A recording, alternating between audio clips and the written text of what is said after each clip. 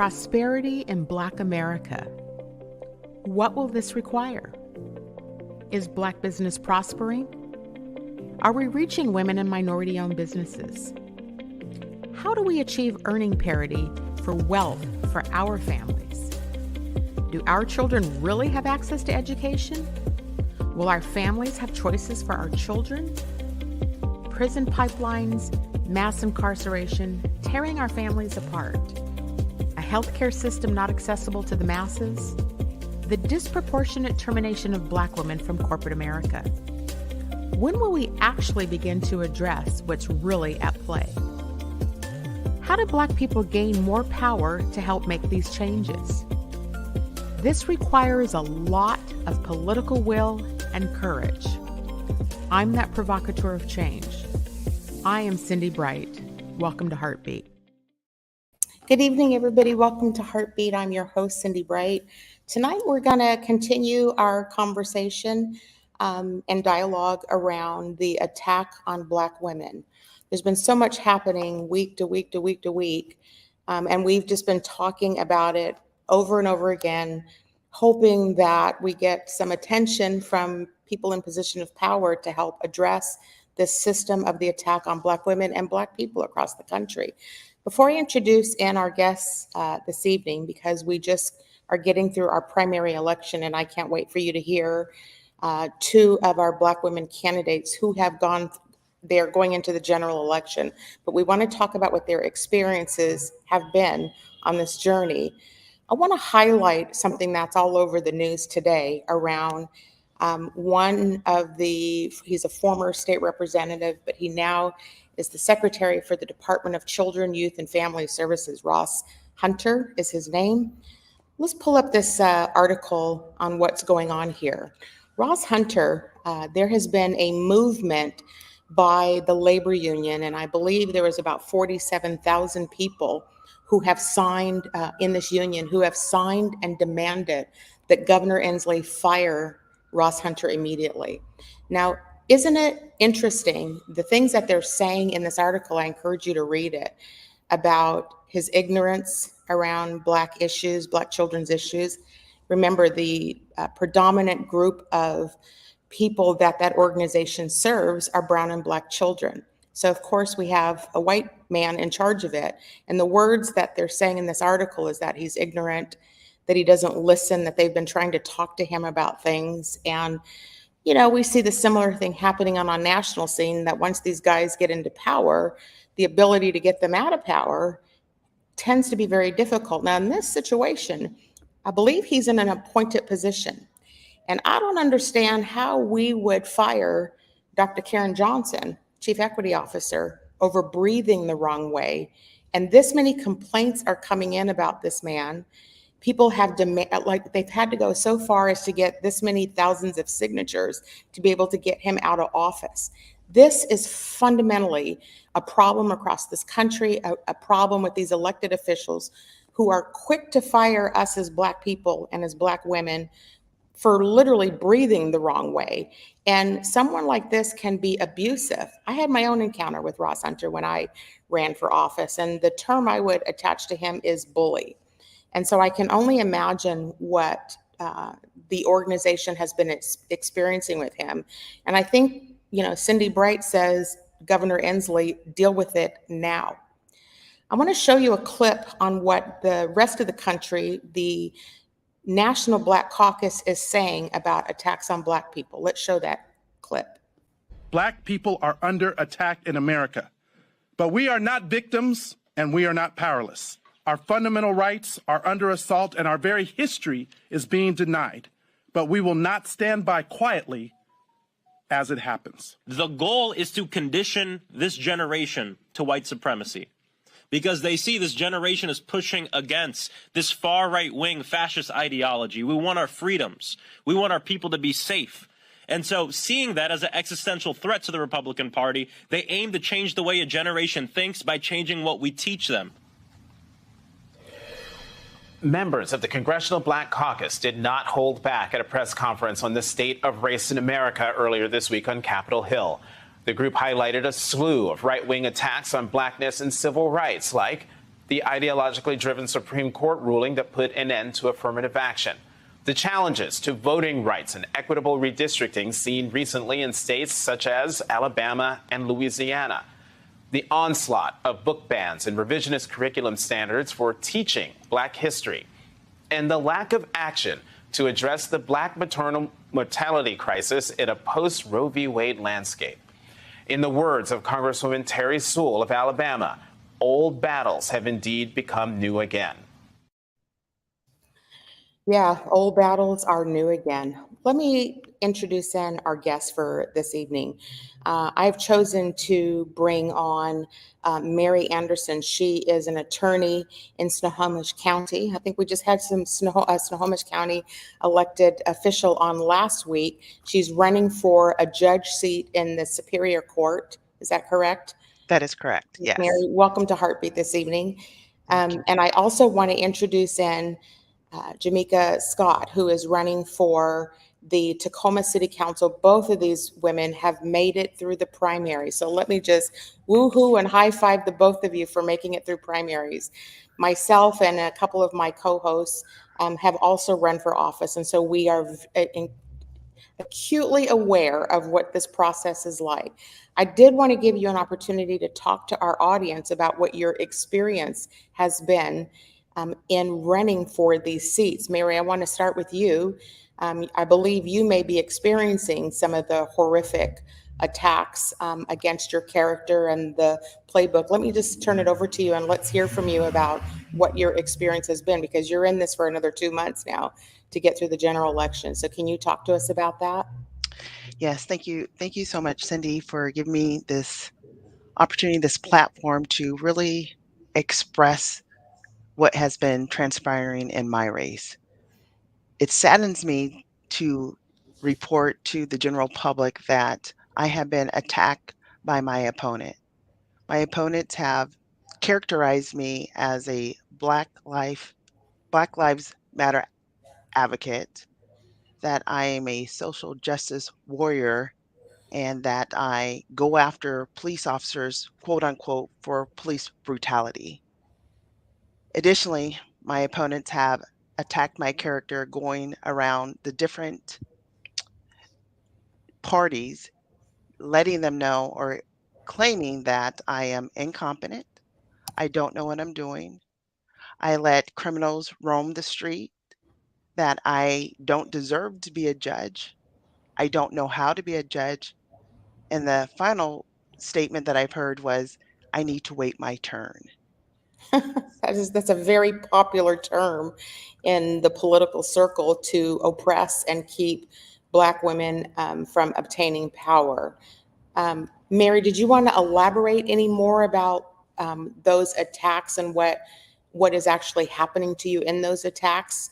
You I want to? do. I really do.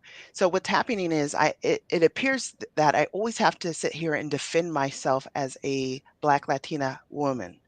And my opponents, they don't have to ever defend themselves, but they want to place this burden on me to always having to defend myself. But I just want to let the people, the voters of Snohomish County, know that my name is Mary Anderson and I'm for all people. I'm running to be your next judge as the people's voice, because everyone deserves a judge that is balanced, experienced, fair, and for its people equally under the law. It doesn't matter if you're Black, white, Asian, Latino. It doesn't matter your sexuality. It just doesn't matter. I am here for the people, and that's why I'm running. I have judicial canons that I must uphold. So we're policed by the Judicial Conduct Commission. And so under our judicial canons, we must be impartial under Judicial Canon 1 and 2.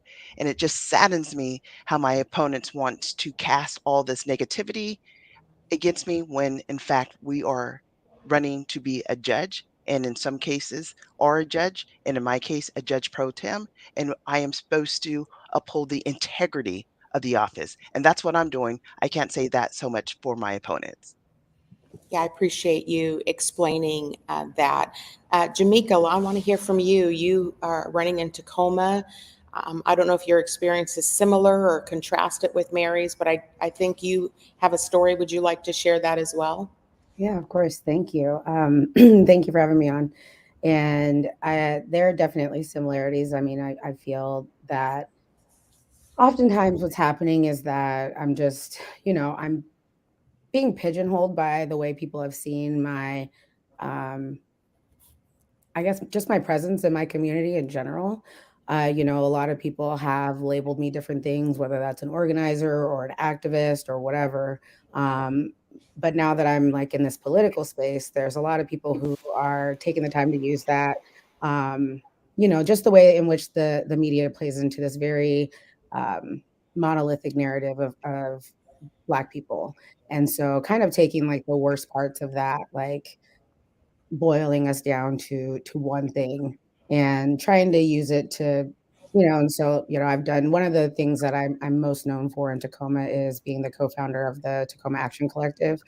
We're a small, like, grassroots organizing collective that, really we just got together as people who are from the city who wanted to make a difference to be a platform for change for people in the city. And so, um, I don't think that, fighting for people's rights and saying that my life matters and the lives of millions matter as well is political. Like I feel people choose to make that politics. And so now people want to call me a politician.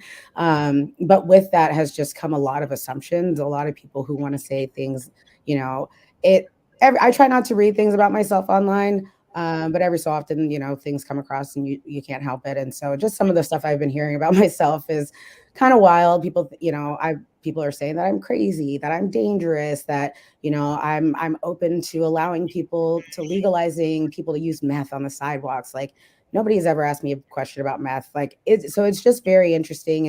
And it's gone even, to things like people lying about stuff that's easily provable, like people saying that none of my stuff was printed by union shops, which is, a big deal in general, but especially during campaigns. And so, and it caused a lot of like different unions to stop talking to me and just things like that, where none of it has been based on my actual character. It's all just been based on like the ways in which people have, radicalized the Black identity, especially the Black identity of Black women. So, Yeah, how are how are the both of you doing? Like, I have had, different Black women on, and all of us tend to talk in the lane of, we've had to grow up with these narratives painted about us, and more, we've had to grow up with people believing this stuff and not questioning it. But it is taking its toll on many of us. And so, you know, how are you doing personally? Like, how are you doing? Like, how are you faring through this? Because you guys have another 2 months to have to deal with the attacks, and they're just going to get worse and worse the closer you get to election time. So tell us how you're doing, and then offer, is there something we as a community can do to support and help you in any way? Mary? So for myself, I'm doing the best I possibly can.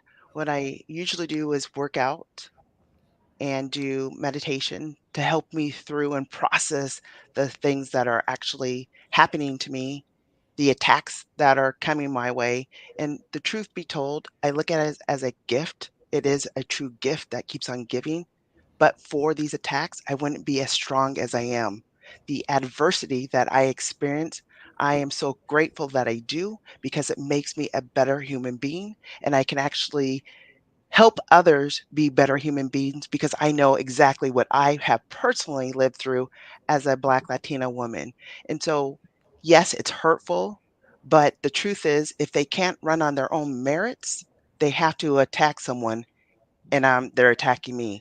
But I'm so thankful that I have all the credentials, all the qualification, all the experience to know that I'm going to be the next great first Black female judge in Snohomish County. Mm, And then mm. I just ask honestly that people call me, ask me the question, sit with me. I'm 100% transparent and I want to bring that transparency to the court. So call me, ask me anything, and I will always tell you the truth. Yeah, I appreciate that, Mary. Jamika, did you have some thoughts you wanted to add to this?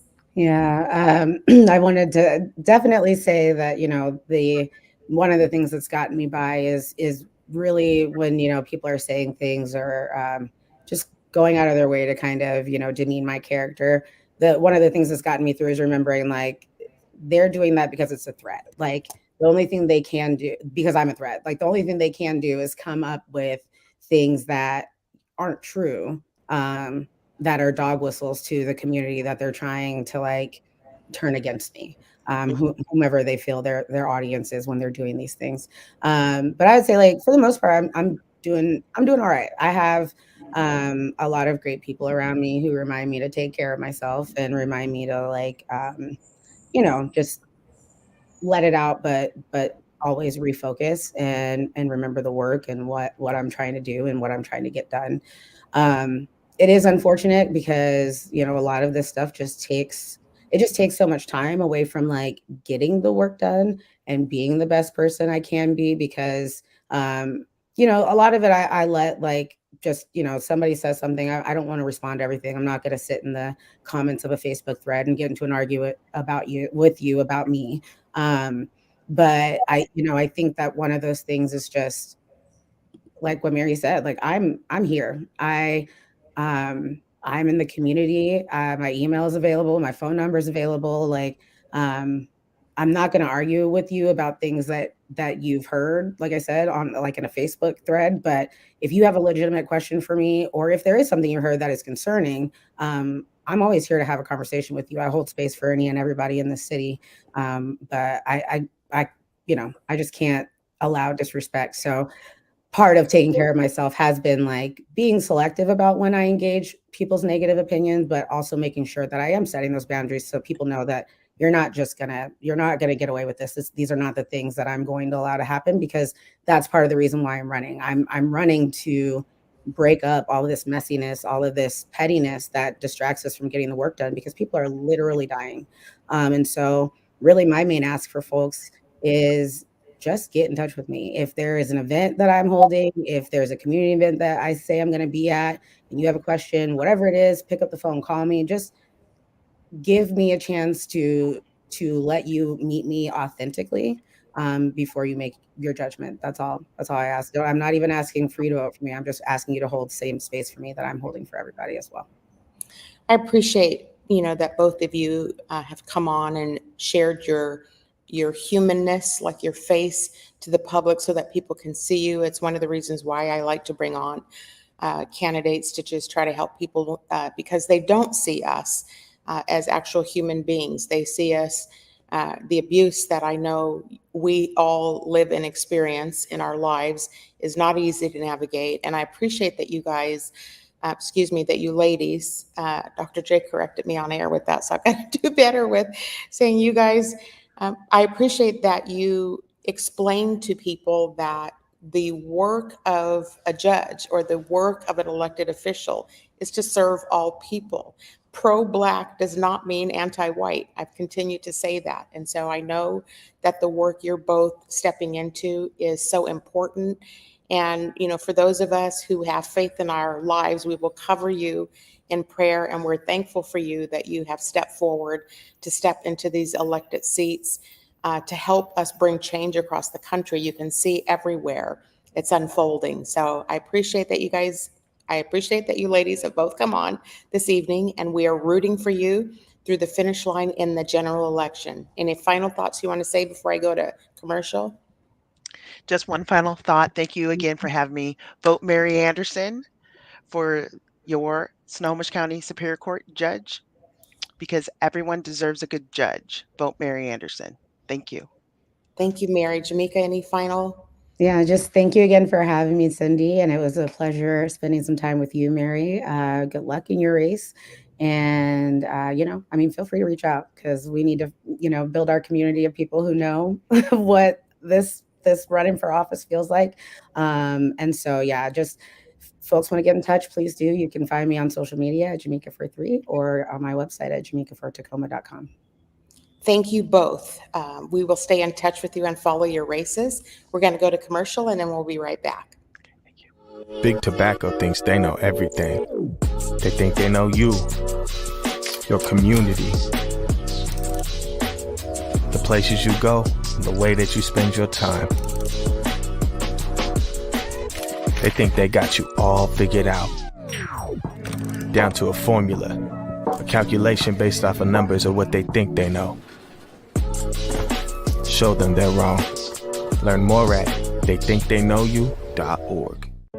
COVID-19 hurt my income, my health, and my family. We were about to lose our home when we heard we might be eligible for homeowner assistance funds from the government.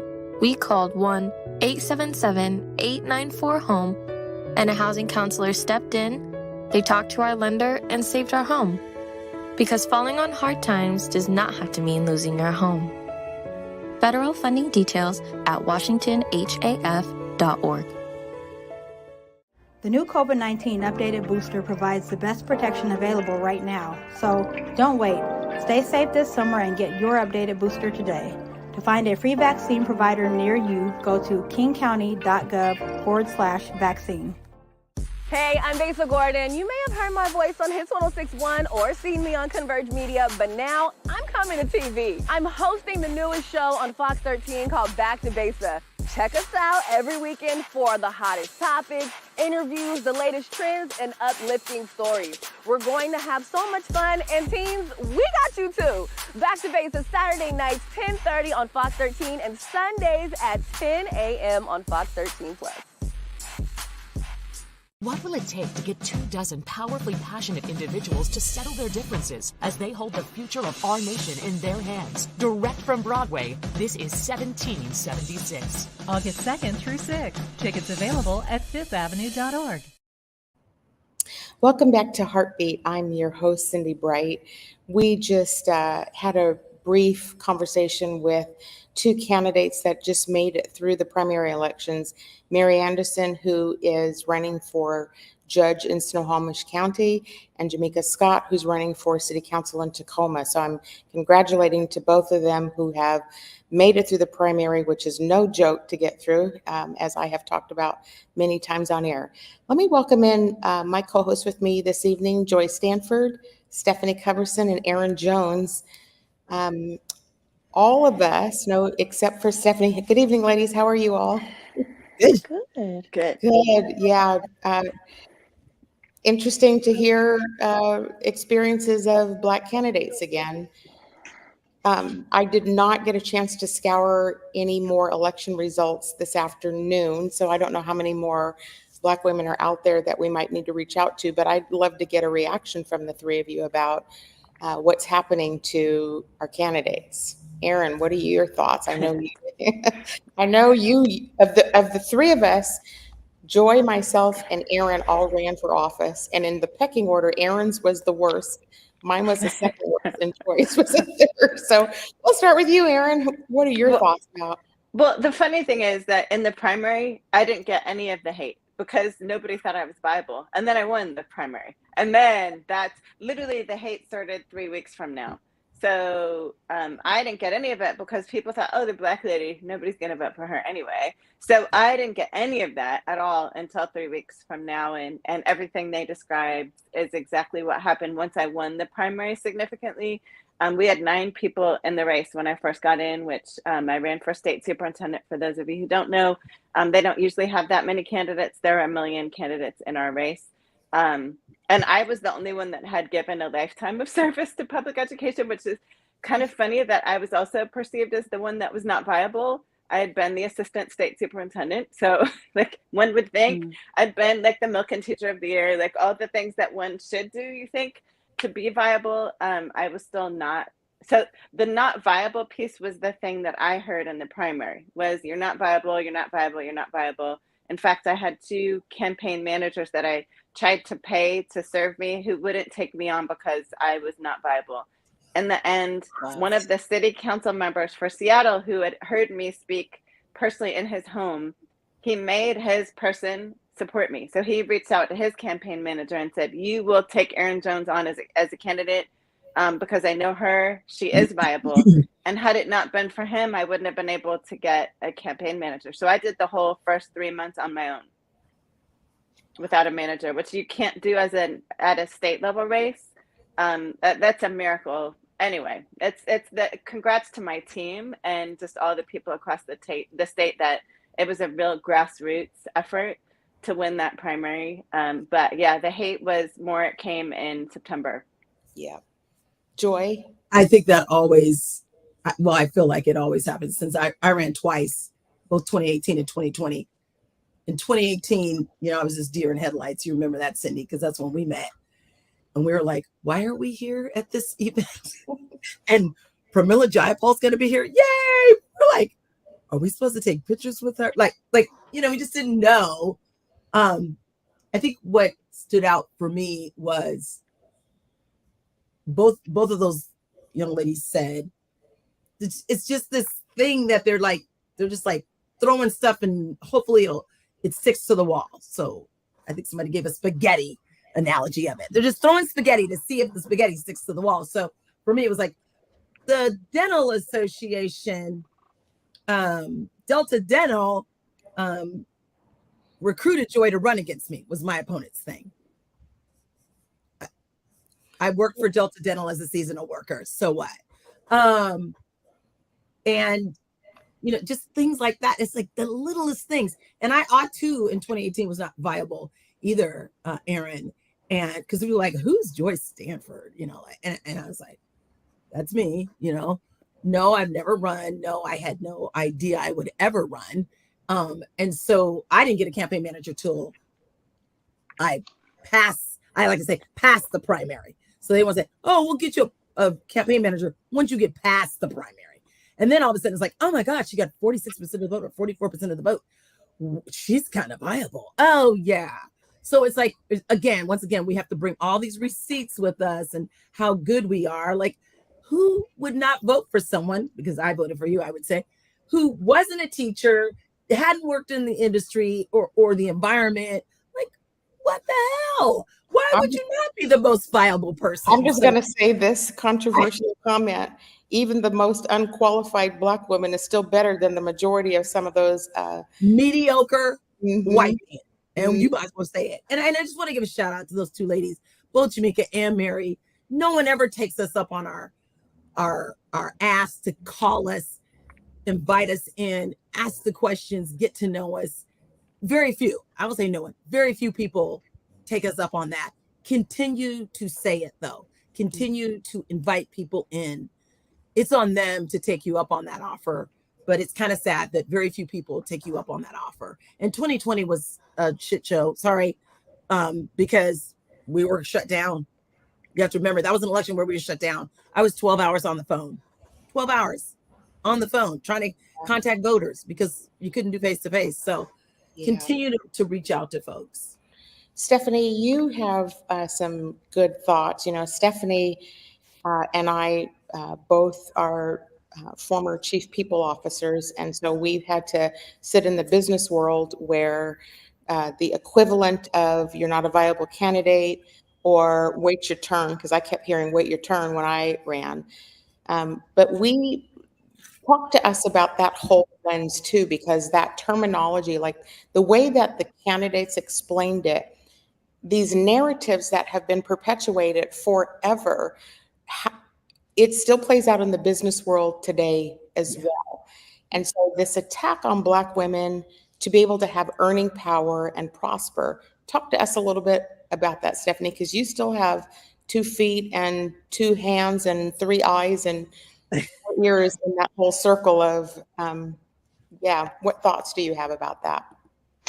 So, I think Jamika, hit the nail on the head when she talked about the weaponization of our identities as Black women and as Black people. So, and I think Mary spoke to that too, that, supporting Black Lives Matter is a dirty word. That's a horrible thing to be doing.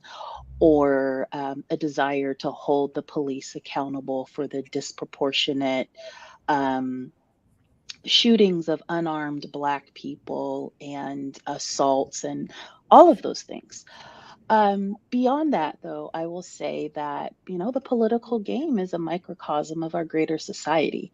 And so there is a book that was first gifted to me when I took a position in education, and it's called Presumed Incompetent.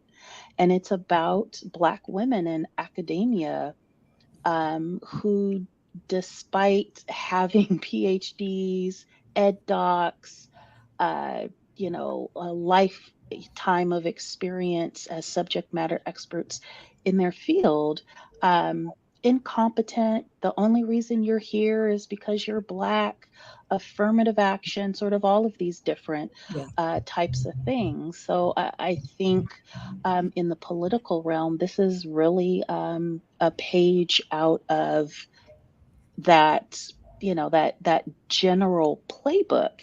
And I think it really boils down to a sense of entitlement. So my position, my elected office, my admission into this college or competitive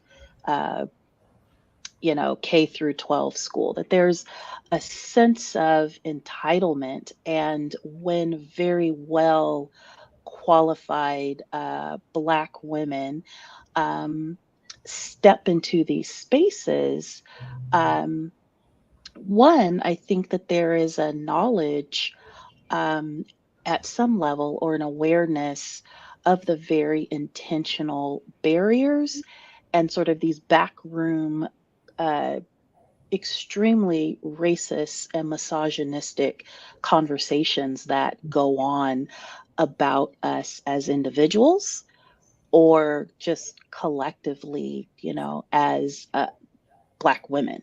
And so there's this knowledge of this, and I think awareness of this, and this idea that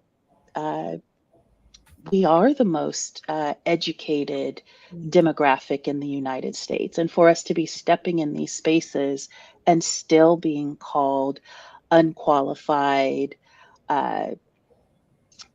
unable, can't do, sort of all of these different things, I think there's a fear there, because we cannot be mediocre.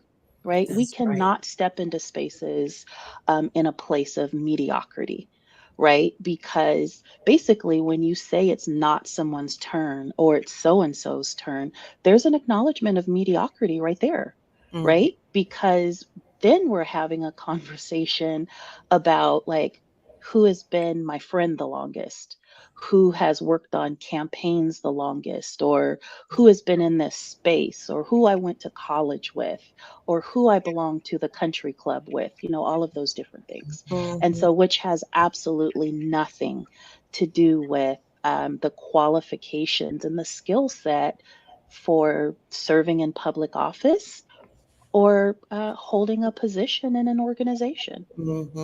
I was talking to someone, a Black woman, professional Black woman last week, and she asked me this question. She said, why do we always have to produce our resumes in a conversation with people? Like, clearly, when we've accomplished, A, B, C, and D, we've done something right. So, the gaslighting that goes on and the attacks against questioning, wanting to make you believe that you're dumb or stupid because you think different than how they think. It's just a common practice, and it's fatiguing to have to be on the receiving end of that day in and day out. And so we watch people step forward, and let's just talk broader across country now. Look at what's going on. Like, I must say, when I saw the Justice DOJ person assigned to the Trump case, I literally fell on my back and spin in a circle and was breakdancing, because it's ironic. The people that they criticize are always the people, the Black women, who have to fix all the stuff and who are qualified to come in and do it. Now, we got to cover that woman in prayer too, because she's going to get it full throttle, right? They're going to do everything they can to dismantle and discredit her. Right. Yeah. And let me jump in there, because this idea of us doing this hard work and the heavy lift and basically being on the glass cliff If she did not step into it and do that work, she would be lit up for failing to do her job.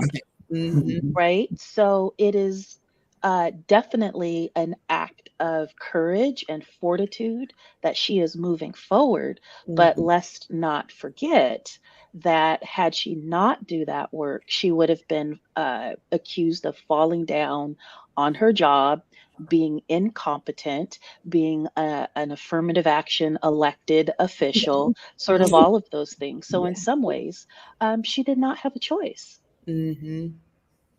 Aaron, what were you going to say about that? I've learned to read your expressions too.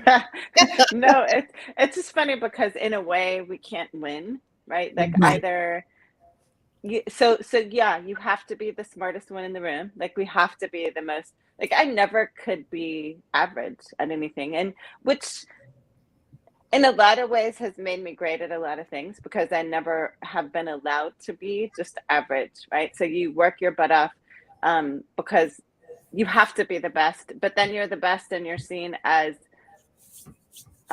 thinking you're better than everybody else. And it's like, I mean, I love what you said, Cindi, about there's no winning here because I think for me, how I live through it is I want to be the best. No matter how people respond to me, I want to be the best for the people I serve, period. And for the God that I serve, period. And so however you show up to me at this point, and I think I was cured of caring about what other people think by running for office. That absolutely cured me of really caring. My husband says all the time, if you would not seek out these people for advice, don't take any time to consider their critiques of you. You would not seek them out for advice. And that's just such great advice. And so I want to show up and be the best consultant, be the best advocate, be the best educator. Always, I'm going to strive to be better tomorrow than I was today because that's what people deserve from me. Whatever you want to say to me, folks, I just have learned to not care about that. But it does suck that we're put in so many positions where we can't be average, but then we also can't be great. And I don't know that white folks understand. I think women understand that to a certain extent in certain industries. I think even white women can feel that to an extent, but when you lay that on top of being a Black woman, there's an extra level there that even white women can't understand. It's a heavy lift. I think that's what it is. It's a heavy lift. Little bit on that. So I'm thinking about though attribution bias. And so to this idea of, for example, white women sort of understanding this disparity or having to be twice as good to get half the credit. I'm thinking about attribution bias, basically, which says when something positive happens to me, it is my hard work, it is my ingenuity, it is my steadfastness. But when something negative happens to me, it's because of factors outside of my control. But when I'm looking at other people, the reverse is true. That something positive happened to Stephanie, so it's luck, it's affirmative action, she knew somebody, sort of all of those different things. When bad things happen to her, what did she do? And the reason that I raise that is because I want to go back to Lean-In and McKinsey's corporate state of women in corporate America. And when you dig through that report, and it talks about how, in particular, Black women do not feel supported by their managers. And then when you dig into that a little further, there's always a little footnote that talks about how white women managers are the least likely to support people they work with or that are working on their team, and Black women in particular. So yes, there is absolutely an understanding of having to bring your A game. And there also tends to be, based on this longest running study of women in the workplace that we have in this country, this tension with white women not supporting the careers of Black women and sort of this correlation of derailment of these careers. Well, it's the I would women's rights totally agree movement with you. too, right? I Right. mean, it's the women's Absolutely. rights movement too. Like, as long as we're helpful to their cause, Oh, they're on board with us. But as soon everything. as we're not helpful to their cause, or they see, and I would go to something that I talk about a lot, Americans are very scarcity mentality mindset.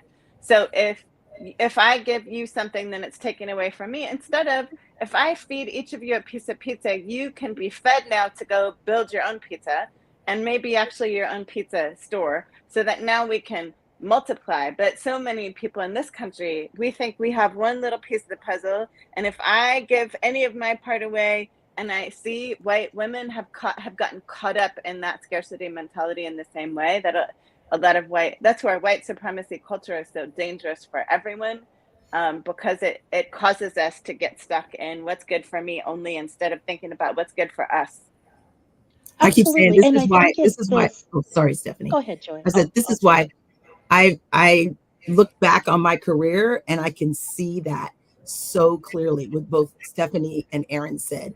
There was this, I had a manager at a very huge healthcare system that shall not be named, but she was afraid when I did good.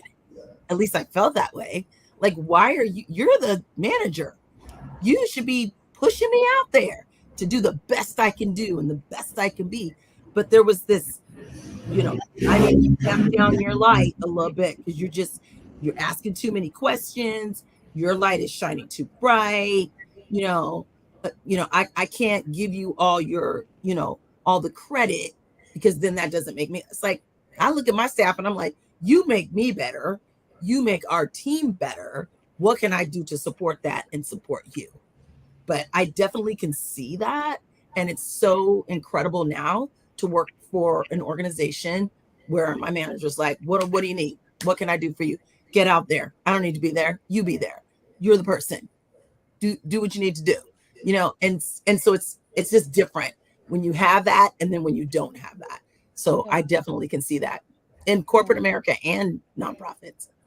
I heard somebody use a phrase today. I'll get to you, Stephanie.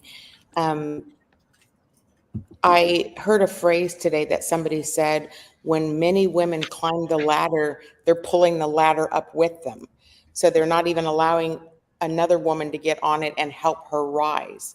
And that's crappy.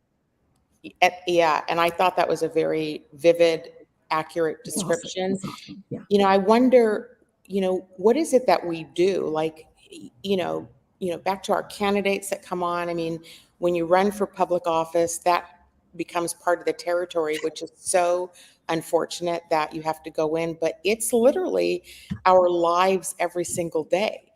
And so how do we navigate, and what do we say to other, we've all said this on air before, we're the mature ones now, and our maturity has allowed us to not react as much anymore, but learn to respond to these situations, because we have to be careful about harm that can be done to us. What thoughts do you all have about, we're heading into, we've been in it for a hot minute since 2016, but it's getting thicker, right? The crap is just like everywhere. And where do we find safety? Where do we find support? Who has our backs? Who will believe us when we speak? Like, it's so bad, we can't even say something and be believed anymore. What do we do in situations like this? I think we have to be courageous. So I am going to be speaking to superintendents of color at Howard University in 2 weeks, and we were just talking to the executive for the Superintendents Association. And one of the things that I said to him as we're planning for my keynote is, this requires courage. And one of the things I'm telling any leaders of color is, you cannot do this work on your own. You have got to find your people that you are linking arms with. We absolutely cannot. And I would say to Black women in particular, we cannot lead by ourselves. And so it means you got to have your crew around you who are going to lift you up when you need lifting up, who are going to correct you with kindness, with love, when you were messing up, because you will mess up, and you need to have your sisters in your corner who can say, hey, girl, come here a second. We got to correct that. Pull that thing down off Twitter, or X, whatever it's called. But I think my advice for people is you got to have your crew. And then what are you doing to feed your soul right now? Because you can know that you're in the right career, that you're in that leadership role, that you got there on your own merit. But if you are not doing the things that you need to feed your soul every day, you will not survive, because the crap is thick everywhere. The attacks, expect them. Like, don't walk in anywhere thinking you're not going to be attacked. Like, assume the attacks are coming, but you got to be strong. You have to physically, spiritually, mentally be strong. So what are you doing every day? Like the Bible says, put on the full armor of God. That's right. What are you doing to put your armor on every day? And that has to be by intention every day. Yeah. And I would add to that, to start reframing. And so one example of that, there's a lot of conversation about imposter syndrome. And every time someone starts talking to me and other Black women about imposter syndrome, like, it just drives me up a wall, right? Because that is blaming the person that is receiving the messages that they don't belong, they're not enough, they don't deserve this, your goals are too lofty, sort of all of those different things. And so if part of this, when we talk about putting armor on, from my perspective, is starting to start asking these questions, like, is it imposter syndrome? Or am I constantly receiving messages every day that I don't belong here? So word, action, and deed. It is also about acknowledging and recognizing that it is absolutely untenable to be twice as good all the time, right? And so this idea of Black excellence all the time is exhausting, and we are starting to see more Black women battling depression, anxiety, other physical health challenges. And so while, Black girl magic is magic, part of that magic is resting. Part of that magic is finding and being in community, to what Aaron was talking about, being in community with people that are cheering for you. And as my grandmother would say, pulling your coattail when you're, maybe not making the best decisions because you've got a lot of weight and heaviness on your shoulders, and finding those moments for joy. And the other thing I'm going to say is we need to start building coalitions, right? Because despite the millions of us that are here in the state of Washington, a lot of us don't vote, right? And so it's not like 95% of Washingtonians are out here voting, right? And so who are we talking to about voting? Who are we bringing this message to? And once we get these folks into office, how many times are we writing letters or showing up in Olympia and having conversations with our elected officials, whether they be state, local, national, all of the things. And so we do not have to turn 50%, 40%, 30%, even 20%. Like, if we could change the minds and make the case to 5% of the people that were on the fence, I think that we could make huge headway. Yesterday's turnout was less than 30%. In some races, no more than 300, 350 people voted in some of the smaller towns. So you've got women of color running in a small town where only 333 votes were cast, and she got 150. Right.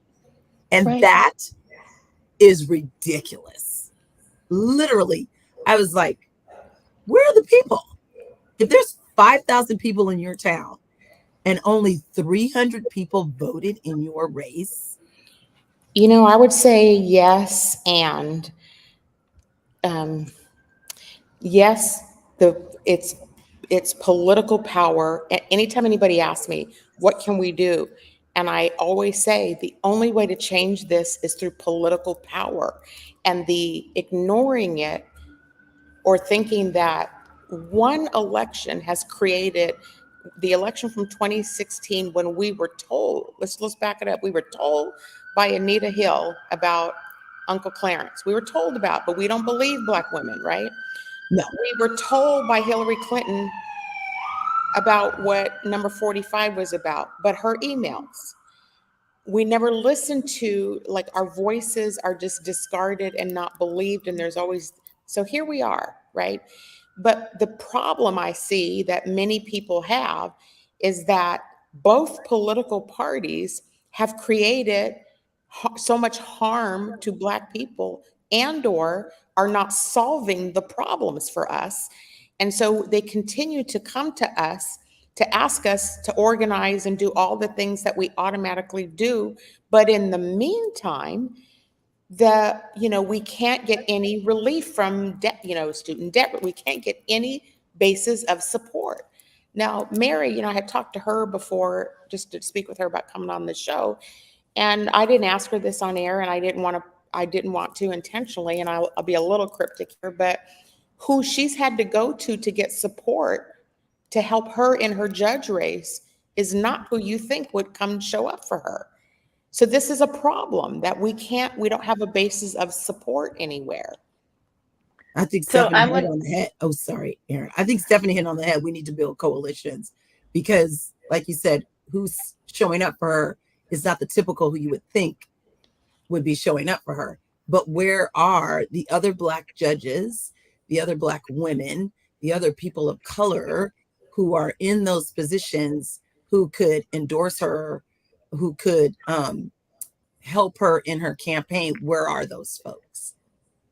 So I want to also call that. So I don't know who's watching right now, but if you are part of the state's Democratic Party and you're watching right now, I just want to invite us. So there's a couple things I want to say here. Number one, I think the state party needs to do a better job of educating people about why the primary election is an important election to vote in. Because I don't think there's a lot of education. And I personally did not understand the power of that primary until I ran.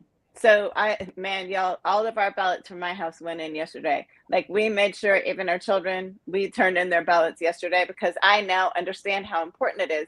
But I think there's got to be a better job of the party, and the party needs to do that work. There are people being paid at the state party. They need to be doing that work. Here's the other thing I would offer. And I know Cindi and I have talked about this because we ran as Democrats.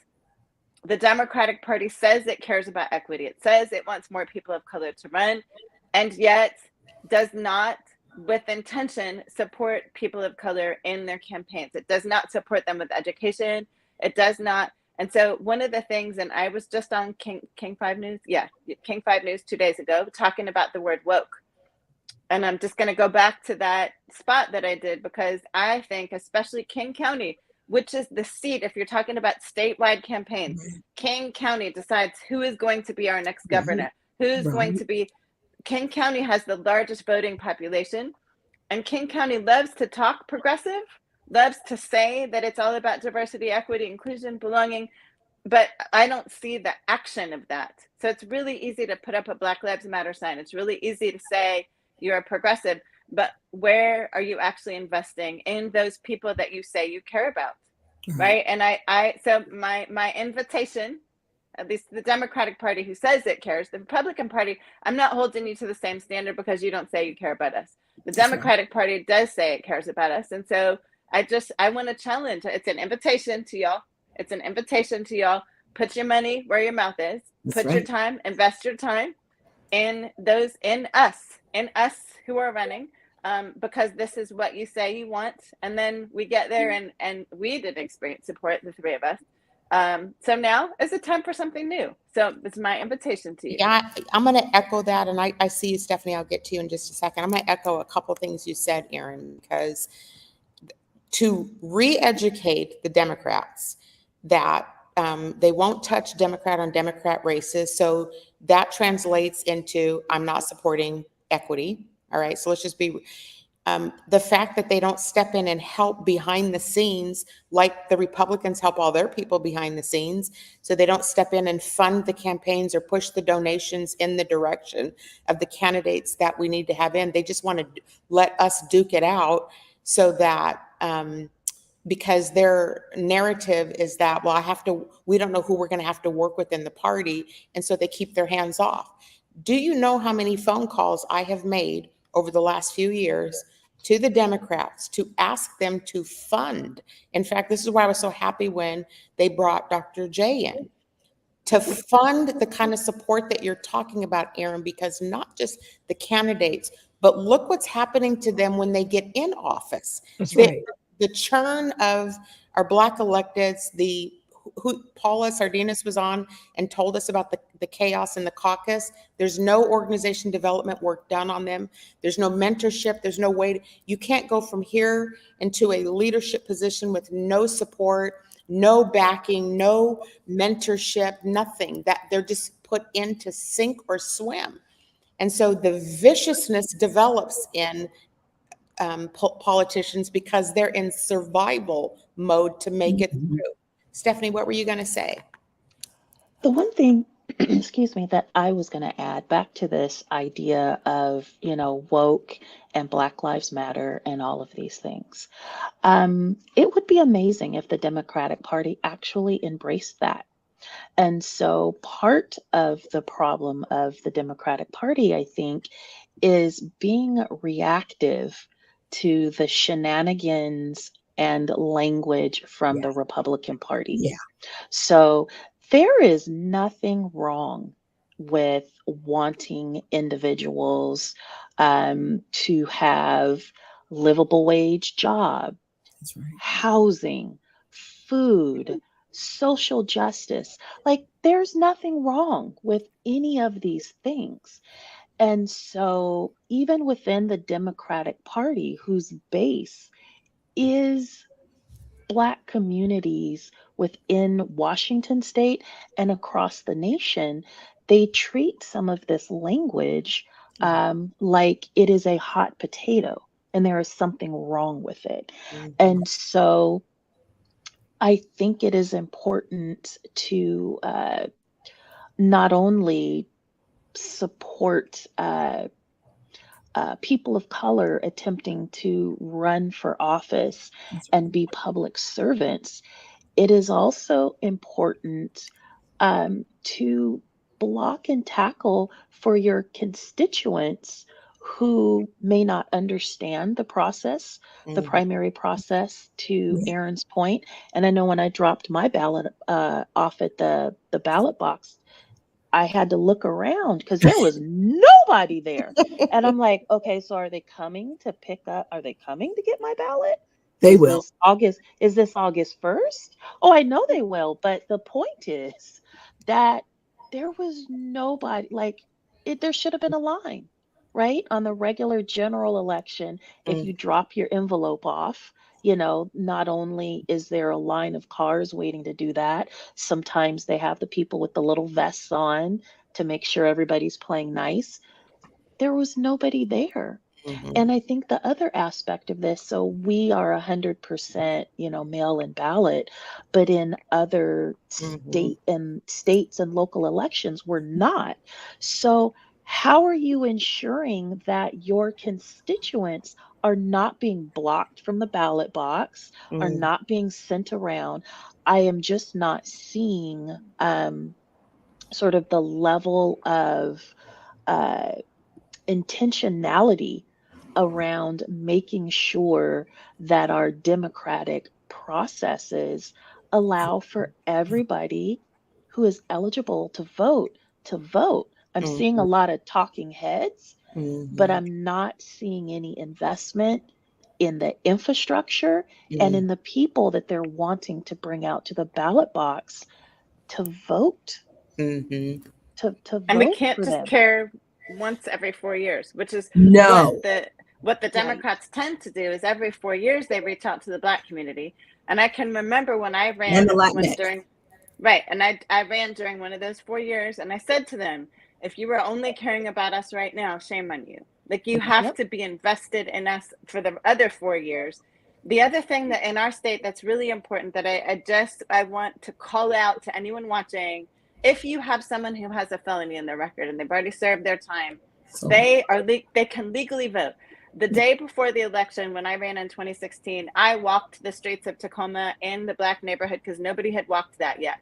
And I was like, how dare y'all wait till the day before the election to walk these streets? And I can't tell you the numbers of Black men that I met who did not know the day before the election that they could have voted because they had a felony, and they didn't know that in our state they could vote because they'd already served their time, they'd already done.